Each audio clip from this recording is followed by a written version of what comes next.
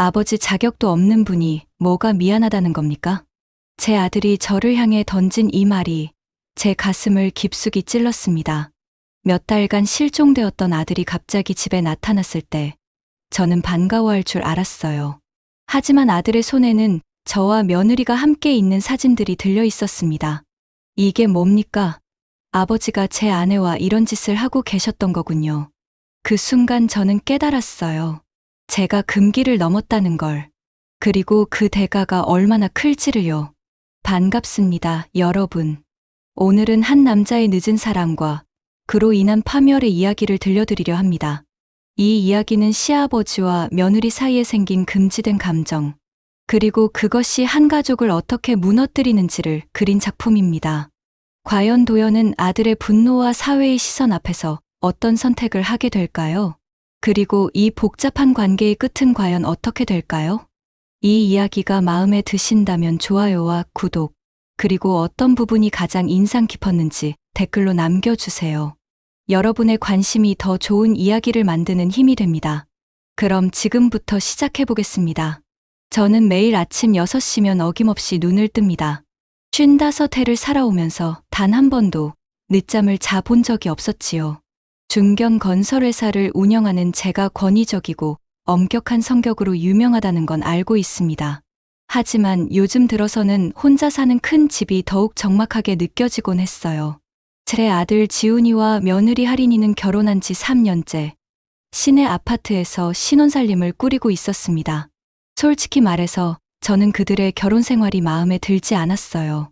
지훈이는 30살이 되어서도 여전히 충동적이고 질투심이 강했고, 할인이 역시 너무 순진하고 여린 것 같아 보였거든요. 하지만 이미 결혼을 한 마당에 뭐라 할 말도 없어서 그저 지켜보고만 있었습니다. 그런데 며칠 전부터 지훈이의 행동이 이상했어요. 회사에도 나오지 않고 집에서도 말수가 줄어들었다고 할인이 걱정하며 전화가 왔었거든요. 그날 오후 할인에게서 다급한 전화가 걸려왔습니다. 아버님, 지훈이가 갑자기 해외 프로젝트 때문에 떠났다고 하는데 언제 돌아올지도 모르겠다고 연락이 왔어요. 할인의 목소리는 당황스러움으로 가득 차 있었어요.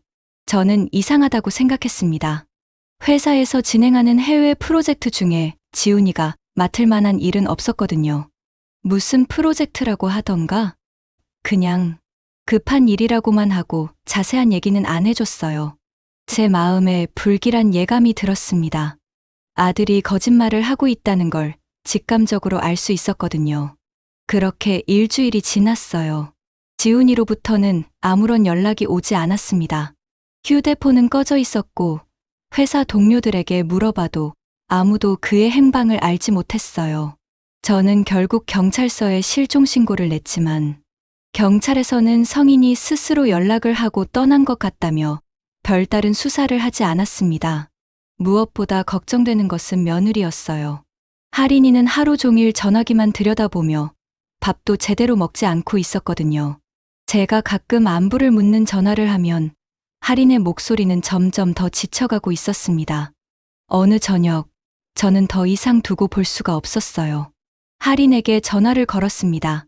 할인아, 혼자 있으면 더 힘들 거야. 당분간 집으로 와서 지내거라. 하지만 아버님, 그럴 수는 없어요. 괜찮다. 어차피 이 큰 집에 나 혼자 있어봐야 쓸쓸하기만 하고, 내가 이렇게 혼자서 걱정만 하고 있으면 지훈이도 돌아와서 마음 아파할 거야. 제 진심 어린 말에 할인이 결국 시댁으로 오게 되었습니다.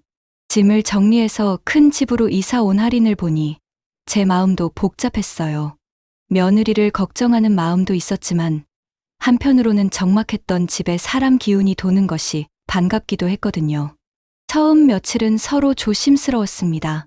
할인이 아침 일찍 일어나 집안 정리를 하고 식사를 준비하는 모습을 보면서 저는 평소보다 일찍 퇴근하려고 노력했어요. 저희는 식사 시간에도 별다른 대화 없이 조용히 지냈습니다. 하지만 시간이 지나면서 저에게는 묘한 변화가 생겼어요. 회사 일로 스트레스를 받을 때 할인이 조용히 차를 끓여주거나 고생 많으셨어요 라고 인사할 때면 마음이 편안해지는 것이었습니다. 오랫동안 혼자 지내면서 잊고 있었던 따뜻함이었지요. 어느 저녁 할인이 정성스럽게 끓인 된장찌개와 함께 식사를 하던 제가 처음으로 미소를 지었습니다. 맛있구나. 오랜만에 집밥 같은 맛이야. 정말요? 다행이에요. 아버님 입맛에 맞을까 걱정했거든요. 할인도 환하게 웃었어요. 그 순간 저는 이상한 기분이 들었습니다. 언제부터인가 할인의 웃는 모습을 보는 것이 좋아지고 있었거든요. 창 너머로 이웃집 아주머니가 장을 보고 돌아오다가 잠깐 멈춰 서서 안을 들여다보는 것이 보였지만 저는 그런 시선 따위는 신경 쓰지 않았어요. 다만 할인과 함께 있는 이 순간이 편안하다는 생각뿐이었지요. 함께 산 지 한 달 정도가 지났을 무렵 저는 몸살에 걸렸습니다. 평소에 건강하다고 자부했던 제가 갑자기 고열에 시달리게 된 거예요. 회사 일로 스트레스를 많이 받고 있었는데 거기에 지훈이 문제까지 겹치니까 몸이 견디지 못한 것 같았습니다. 할인이는 제가 아픈 걸 알고는 밤새 간병을 했어요.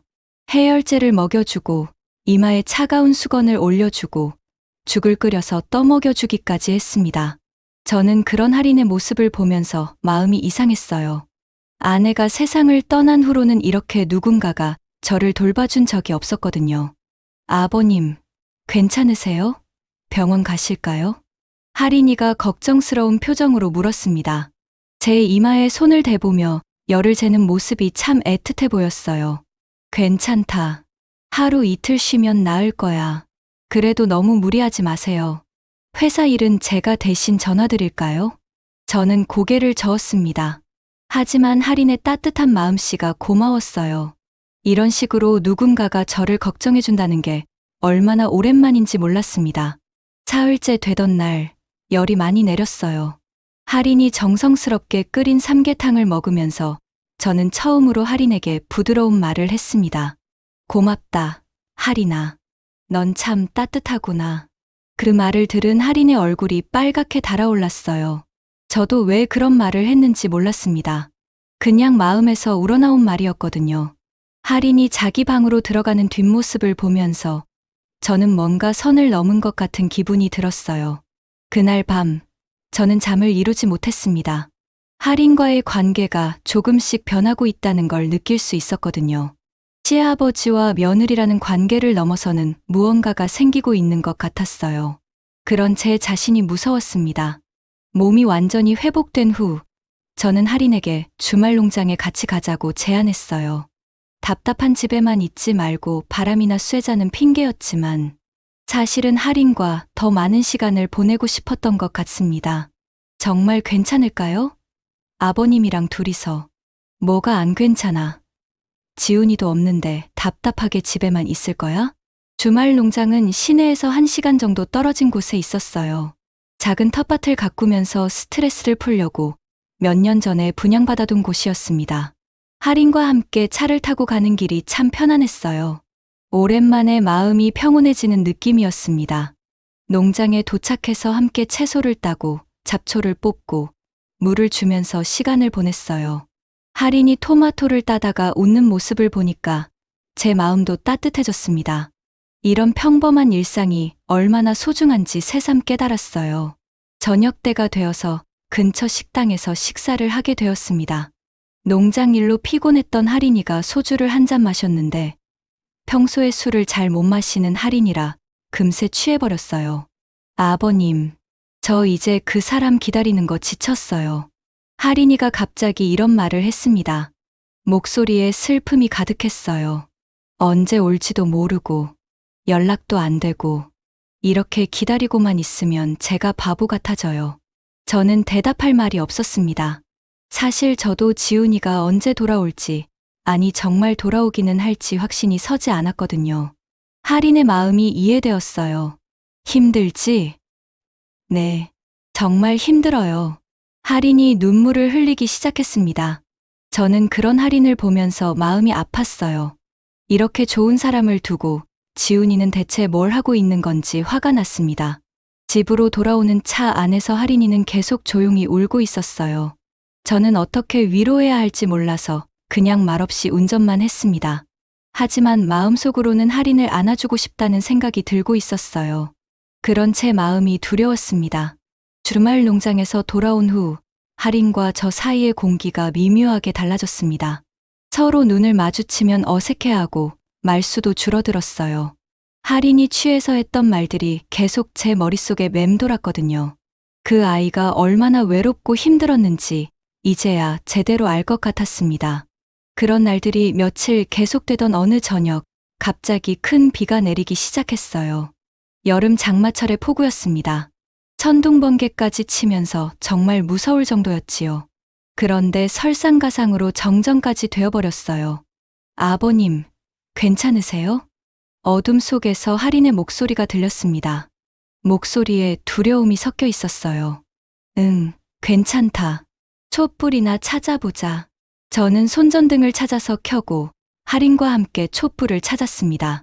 촛불을 켜고 나니 조금 나아졌지만 여전히 바깥의 천둥 소리는 무서웠어요. 할인이 깜짝깜짝 놀라는 모습을 보니까 제 마음도 안쓰러웠습니다. 무서우면 내가 지켜줄게. 저도 모르게 그런 말이 나왔어요. 할인이 저를 올려다보는데 촛불에 비친 그 아이의 얼굴이 너무 예뻤습니다. 눈물이 글썽거리는 모습이 애틋해 보였어요. 아버님. 할인이 제 이름을 부르는 순간 저는 참을 수 없었습니다. 그 아이를 꼭 안아주고 싶었어요. 그래서 조심스럽게 할인을 제 품에 안았습니다. 괜찮아. 내가 여기 있으니까. 할인이 제 가슴에 얼굴을 묻고 조용히 울기 시작했어요.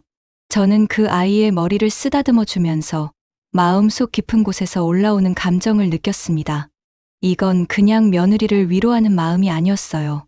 한 여자로서 할인을 보고 있는 제 자신을 발견했습니다.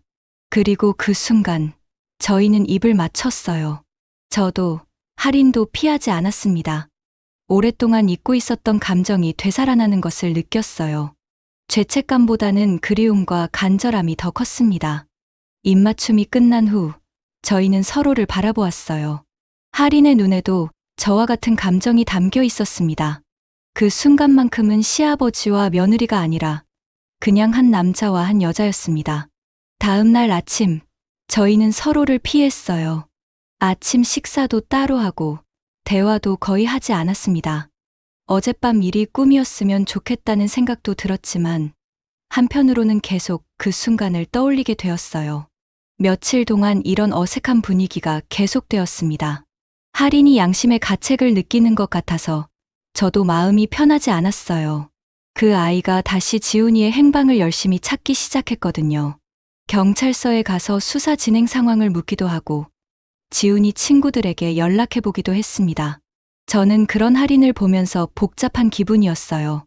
한편으로는 며느리로서 당연한 일을 하는 것이라고 생각하면서도 다른 한편으로는 섭섭한 마음도 들었습니다. 그런데 문제는 다른 곳에서 생겼어요. 회사 사람들 사이에서 제게 대한 소문이 돌기 시작한 거예요. 아들이 실종된 상황에서 며느리와 함께 살고 있다는 이야기였습니다. 어느 날 회사에서 임원회의를 하는데 한 임원이 조심스럽게 말했어요. 사장님, 혹시 댁 상황이 어떻게 되시는지. 무슨 소리야?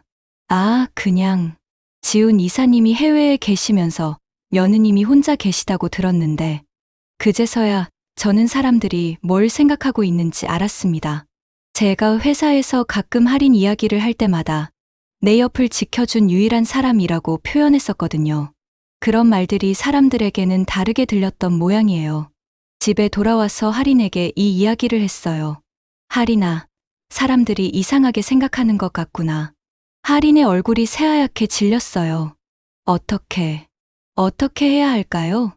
저는 대답할 말이 없었습니다. 사실 저희가 잘못한 것도 있었고 사람들의 시선을 완전히 무시할 수도 없었거든요. 할인이 인터넷을 보더니 더욱 충격을 받았어요. 익명으로 올라온 악성 댓글들이 있었던 거예요. 그날 밤 할인이는 많이 울었습니다. 저도 제가 할인을 이런 상황에 빠뜨린 것 같아서 미안했어요. 하지만 동시에 사람들이 뭐라고 하든 할인을 보호하고 싶다는 생각도 강해졌습니다. 그렇게 악플과 소문에 시달리며 힘겨운 나날을 보내던 어느 날, 저는 회사에서 늦게까지 일하고 있었습니다. 요즘 스트레스 때문에 일에 집중하기가 어려웠거든요.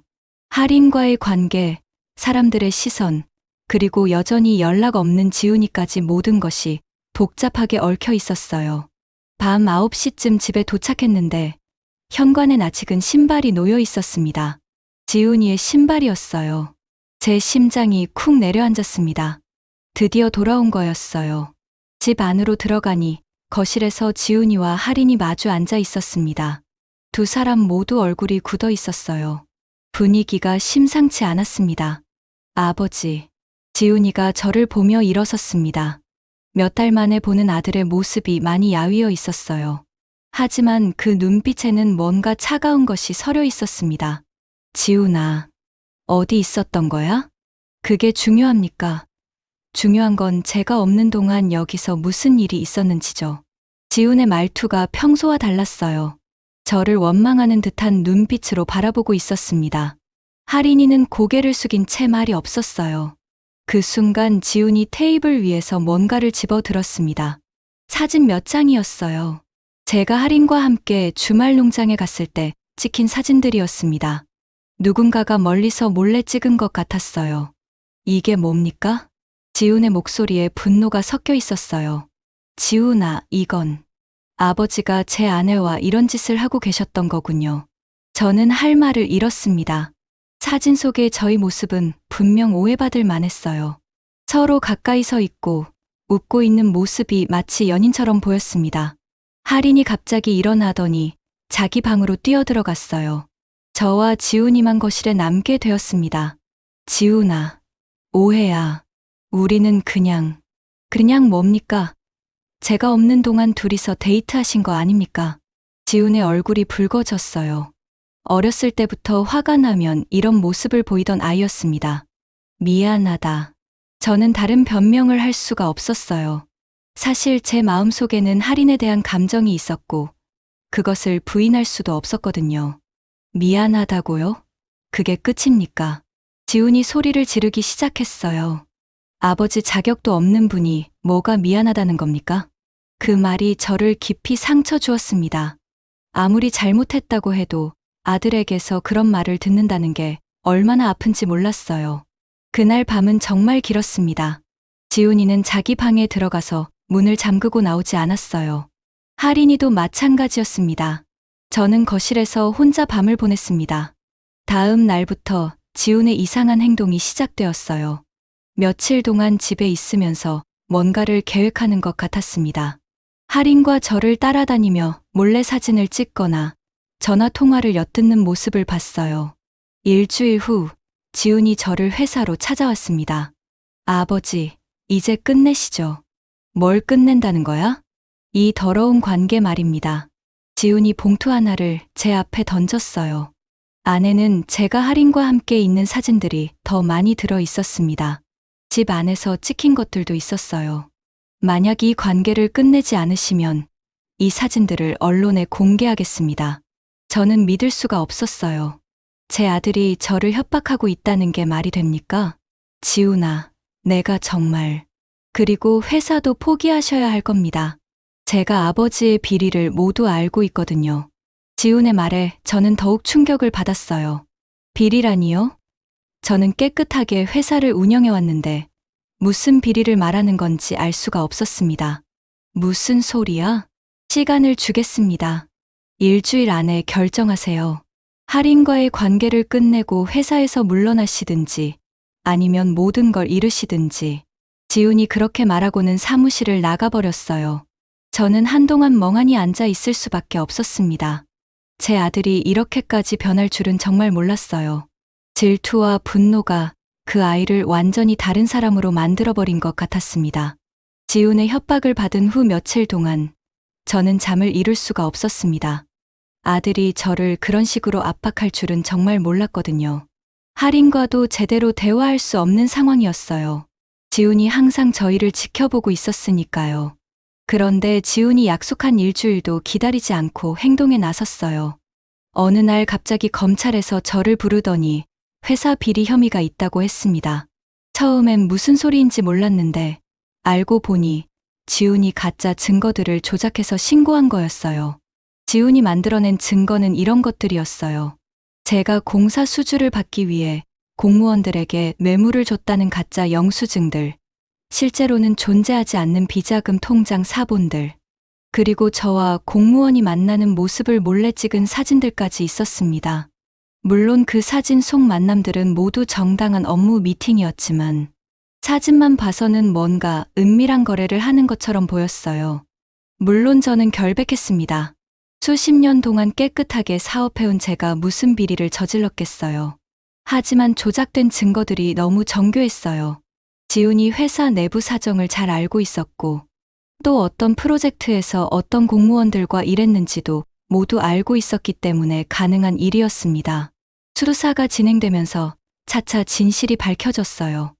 영수증들의 필적을 감정한 결과 조작된 것으로 드러났고 통장 사본도 가짜였다는 게 확인되었습니다. 결정적으로는 지훈이 증거를 만들 때 사용했던 컴퓨터에서 파일들이 발견된 거였어요. 하지만 그때는 이미 늦었어요. 언론에서 이미 대대적으로 보도했고 회사 주가는 폭락했습니다. 더 큰 문제는 지훈이 허위, 고발죄와 증거 조작죄로 구속되어 버린 거였어요. 아버지, 미안해요. 구치소에서 지훈을 면회 갔을 때 그 아이가 처음으로 고개를 숙이며 사과했습니다. 하지만 이미 돌이킬 수 없었어요. 제 아들이지만 그 아이가 한 일은 용서하기 어려웠습니다. 왜 그랬니? 화가 났어요. 아버지가 할인을 빼앗아간 것 같아서 지훈의 목소리가 떨리고 있었어요. 그제서야 저는 그 아이의 마음을 알 것 같았습니다. 질투심과 분노가 그 아이를 이렇게 만들어버린 거였어요. 회사는 결국 문을 닫을 수밖에 없었습니다. 비리 혐의는 벗었지만 이미 신뢰를 잃어버린 상태였거든요. 저는 평생 쌓아온 모든 것을 잃었습니다. 하지만 그보다 더 아픈 건 아들을 잃었다는 사실이었어요. 회사를 정리하면서 남은 자산들을 모두 현금으로 바꿔서 할인에게 줬습니다. 그 아이만큼은 피해를 보지 않았으면 했거든요. 할인은 그 돈으로 작은 사업을 시작할 수 있을 거였어요. 아버님, 정말 괜찮으세요? 할인이 걱정스러운 표정으로 물었습니다. 괜찮다. 너라도 새로운 시작을 해야지. 저는 어떻게 해야 할까요? 저는 할인의 손을 잡았어요. 마지막으로 그 아이에게 해주고 싶은 말이 있었거든요.